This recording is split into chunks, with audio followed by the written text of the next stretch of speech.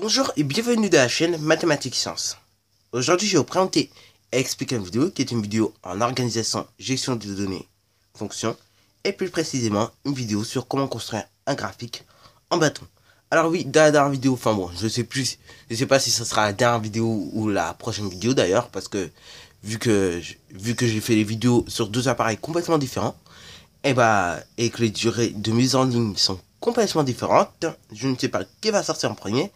Enfin bon bref, je voudrais te prévenir, dans la vidéo en tout cas en organisation, gestion des données, fonction, que je sortira aujourd'hui sur comment construire un graphique cartésien, je reprendrai le même tableau, ou j'ai repris le même tableau, que celui-ci.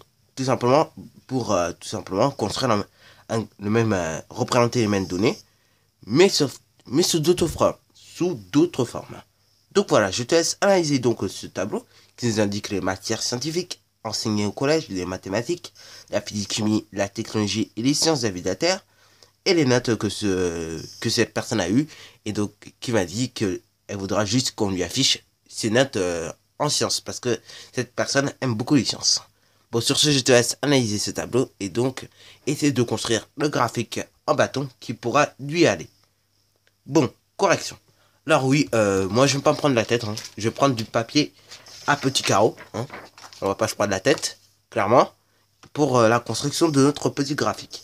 Alors, le matériel dont on aura besoin, une gomme, pour effacer éventuellement quelques petites bêtises, un crayon à papier, donc essaye de bien le tailler, au cas où tu as un tas de crayons, normalement à côté, et l'essentiel de la construction, une règle, et soit du papier millimétré, ou soit du papier à petits carreaux comme j'ai là. Hein. Bon, moi, j'ai pas pu prendre du papier millimétré parce que j'en voulais. Parce que c'est pas parce que j'en voulais. Bon, c'est pas que j'en voulais pas, mais j'en ai plus. Donc, sur ce, voilà. Bon, sur ce, construisons donc notre graphique carte en bâton. Donc, on va tracer d'abord, dans un premier temps, les deux axes. Alors, l'axe des abscisses va mesurer du coup 20 cm. Alors oui, comme tu pourras le constater, il y a un petit décalage entre la règle et le papier millimétré parce que tout simplement, la règle a été cassée. Et donc, malheureusement, petit décalage entre les deux. Et donc, malheureusement, ça risque de faire peur pour la construction.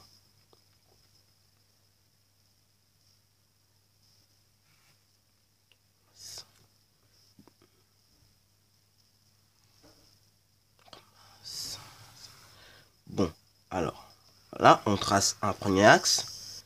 Bon, d'où l'utilité d'avoir une gomme, c'est qu'on peut gommer les petites bêtises qui ont été faites en traçant les axes. Hein. Parce qu'on peut faire des petites bêtises, malheureusement, vu que nous sommes humains, c'est comme ça. D'une manière ou d'une autre, on peut pas dire qu'on n'a jamais fait de bêtises, même mathématiquement parlant. On peut toujours en faire. Donc voilà, mon axe, l'axe des abscisses mesure bien 20 cm. Enfin, l'axe, pardon, des ordonnées mesure bien 20 cm. Je vais indiquer par tout simplement un trait, quel est pardon, le dernier trait que j'aurai besoin, et donc par notre trait, tout simplement celui dont on aura, dont on va commencer le nouvel axe, ok. Donc axe d'ailleurs qu'on appelle axe des tout simplement des abscisses, ok, et ça l'axe des ordonnées. Voilà. Bon, là cet axe là du coup va mesurer, du coup on va pas trop se prendre la tête. Il va mesurer 18 cm. Non, pas 18, mais 16 cm. Pour faciliter tout simplement la construction. Ah non, quoique 18 cm ça passe. Non, on peut. Non, 18 cm finalement. Ça passe beaucoup mieux que 16. Enfin, c'est surtout qu'on aura beaucoup plus de place lors de la construction et on n'aura pas à se prendre la tête.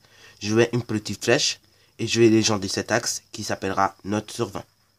Ok, donc bien évidemment tu me connais. Je vais faire sous forme de prof. Voilà, note sur 20. Voilà, et bien évidemment, il faut mettre toujours le petit 0 ici. Et donc, on va graduer tout simplement. Deux carreaux vont valoir un point. Donc, 1, 2, 3, 4, 5, 6, 7, 8, 9, 10, 11, 12, 13, 14, 15,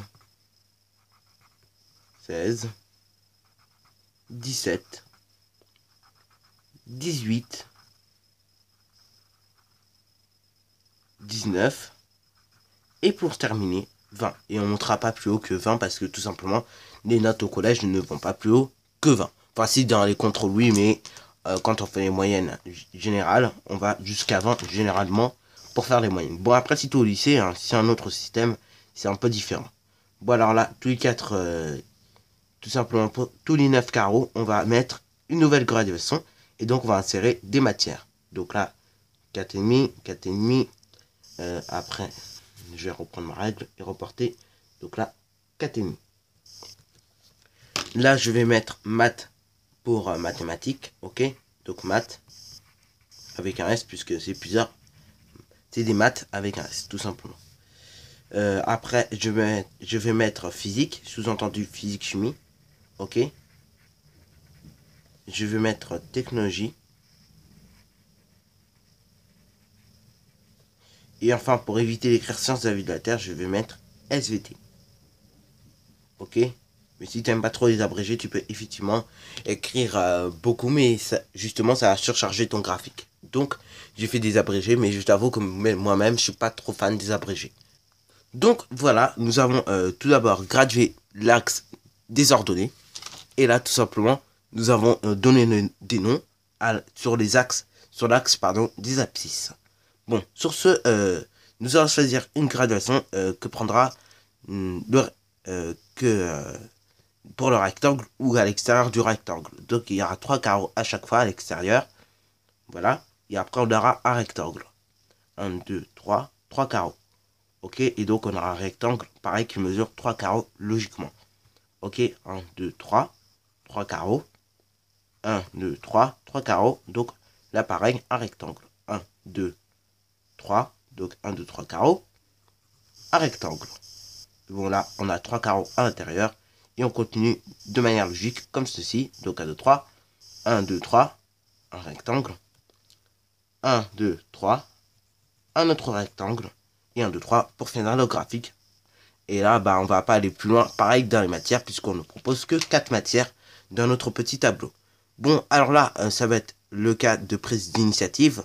Donc là, pour les mathématiques, on sait qu'on a eu que cette personne a eu 17,8. Donc on va mettre 17,8. Mais sur le 17,8, on ne le trouve pas directement. Parce que là, on va faire un peu de calcul mental. Donc si tout simplement 1 cm représente une note, et bah tout simplement 0,8 va représenter, enfin 0,8 cm vont représenter 0,8. Ok. Donc du coup, et ben on va falloir qu'on parte de 17. Voilà, bon je vais retourner un peu mon graphique pour me faciliter un peu l'affaire. Et donc on va partir de 17. Voilà. Et on va aller jusqu'à 0,8. Ok, donc là 0,9 et 0,8. Parfait. Je peux d'ailleurs reporter cette longueur dans l'autre sens, ok. Ça fera même du bien à la construction de notre graphique en bâton, ok. Donc là pareil, 17,8. Et donc là en fait on aura déjà construit le rectangle, enfin le rectangle oui, d'en haut, voilà. Et il ne restera plus qu'à relier tout simplement le bas vers le haut. Ok, on essaie que tout soit parallèle lors de la construction afin que tout soit bien cohérent également. Ok. Donc là, on relie tout cela à l'aide de notre crayon à papier. Je rappelle, le tout se fait au crayon à papier pour une simple raison, c'est qu'on peut effacer à l'aide d'une gomme. Alors qu'un stylo, bah, mis à part les stylos pilotes qui savent bien effacer, il n'y en a pas des masses. Hein. Donc voilà. Bon, physique chimie, on sait qu'il y a eu 14 et 14 nous est indiqué. Donc là, ça va aller très vite. 1, 2, 3. 1, 2, 3. Donc là, on va placer tout simplement un bout du rectangle. Le rectangle mesure en 3. Donc là, on place l'autre bout du rectangle. On relie tout ça. Ok. Hop. Et on ferme bien évidemment le rectangle. Voilà. Bon, là, on va faire pareil pour la technologie. Donc là, 1, 2, 3 avant la fermeture. 1, 2, 3. Donc là, encore 1, 2, 3 pour l'ouverture de technologie. Et donc là, pareil, on met un bout du rectangle, on fait 1, 2, 3, 1, 2, 3, la fin du bout du rectangle, on relie tout ça à l'aide de la règle et du crayon à papier toujours. Voilà, voilà. Et ensuite, je ferme pareil le rectangle. Voilà, voilà. Ensuite, pour les SVT, je sais que du coup, à partir de 13, il y a 0,1 puisqu'il a eu 13,1. Donc là, pareil, au lieu de... Je vais aller jusqu'à 13 déjà. Donc voilà, je vais me placer exactement où va se placer du coup ma courbe. Voilà, j'essaie de croiser le 13 à l'aide de ma main. Ou sinon à l'aide de petits repères que j'ai fait au crayon à papier. Mais là, je ne veux pas trop en faire, donc pour ne pas salir le graphique. Et donc là, 13, 13,1. Ok, soit 0,1 mm, enfin centimètre, je veux dire. Ok, donc là, pareil, je peux relier également ceci à l'autre côté, tout simplement, de mon rectangle. Ok, et donc, je relie tout ça à l'aide de ma règle et de mon crayon à papier. Voilà. Voilà. Et voilà. Donc voilà, sur ce, le graphique est déjà terminé. On a pratiquement terminé la construction pour la construction du graphique en lui-même, c'est déjà terminé. Mais pour l'esthétique et compagnie, là, c'est pas terminé. Donc là, éventuellement, tu peux colorier le graphique si ça t'intéresse. Mais surtout, il faut mettre un titre. Comme on dirait bien en allemand, der Titel. Donc on va mettre le titre, ok. Donc, on va écrire titre, 2 petits points. Et donc, tu connais bien le titre, hein, ce sera évolution des notes. Des notes en fonction des matières scientifiques.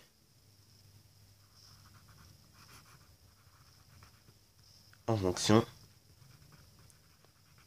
des matières scientifiques. Matière. Hop, ES, scientifique.